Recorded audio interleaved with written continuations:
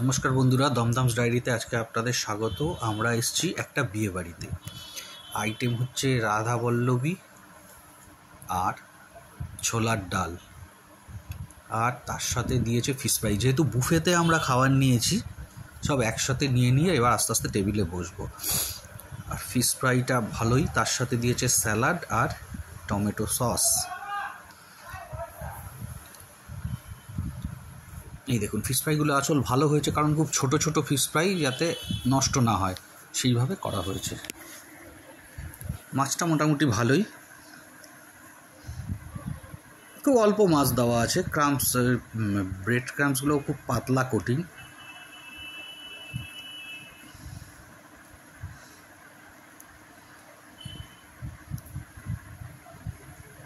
এরপর next item যেটা আমরা আনলাম ফ্রাইড রাইস, আর তার সাথে দিয়েছে চিকেন কষা।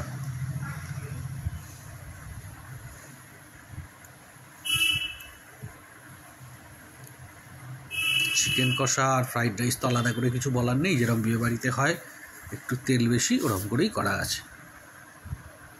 মাংসটা মোটামুটি নরমই আছে। পরের আইটেম যেটা নিলাম সেটা আনলাম চাটনি, আমসত্ত্ব খেজুরের চাটনি আর রসগোল্লা। অন্য মিষ্টি ছিল, পাঁপড় ছিল, যেগুলো আর নেওয়া হয়নি। রসগোল্লাটা যেহেতু কলকাতার বিয়ে, এটা একটুখানি স্পঞ্জি টাইপের হয়। আর আছে একটু সন্দেশটা ভালোই খেতে। ওপরে আবার পেস্তার কোটিং দেওয়া, পেস্তা ছড়ানো, কেশর দেওয়া। এই